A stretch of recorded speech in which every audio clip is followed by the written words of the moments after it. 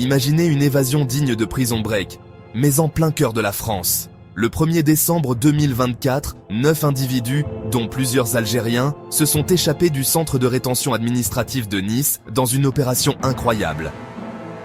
Dans cette vidéo, on revient sur les détails de leur plan, les réactions des autorités et ce que cela révèle sur les infrastructures en France.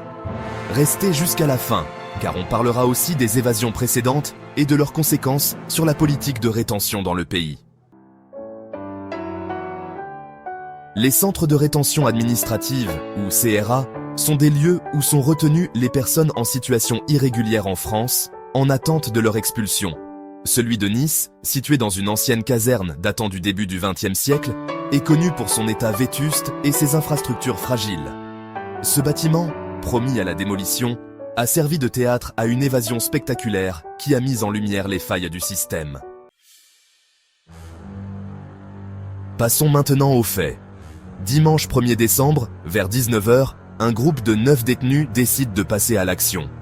Profitant de l'heure du repas, moment où la surveillance est moins stricte, ils mettent leur plan à exécution. Voici comment ils s'y sont pris.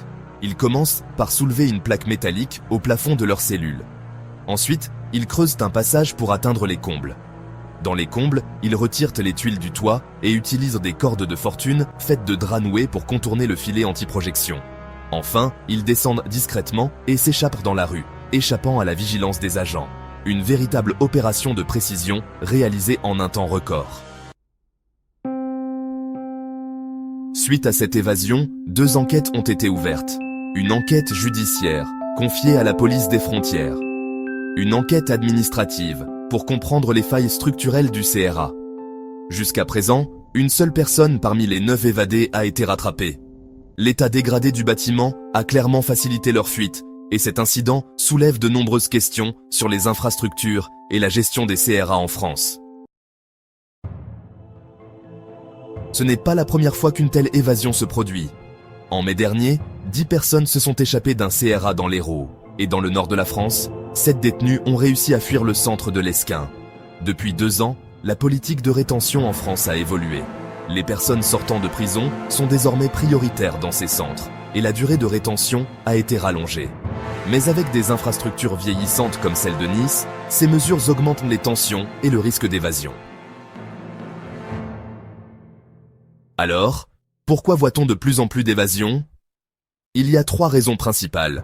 Les infrastructures vétustes des bâtiments comme celui de Nice ne sont tout simplement pas adaptées pour retenir des personnes en attente d'expulsion. Une surpopulation dans les CRA, la demande dépasse largement les capacités, ce qui entraîne un relâchement de la sécurité. Le profil des détenus, avec la priorité donnée aux personnes sortant de prison, les risques d'évasion augmentent naturellement. Ces incidents mettent en lumière les défis de la politique migratoire en France, entre gestion des flux migratoires et respect des droits des détenus. Cette évasion spectaculaire à Nice est un exemple frappant des défis auxquels la France est confrontée en matière de gestion des centres de rétention. Mais ce n'est pas qu'une simple histoire d'évasion.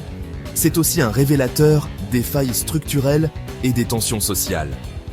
Et vous, qu'en pensez-vous ? Ces évasions sont-elles le résultat d'un système défaillant ou d'un manque de vigilance ? Faut-il rénover ces centres ou repenser complètement la politique de rétention ? Partagez vos idées dans les commentaires et si cette vidéo vous a intéressé, n'oubliez pas de laisser un like et de vous abonner pour ne pas manquer nos prochaines analyses sur des sujets d'actualité. À bientôt!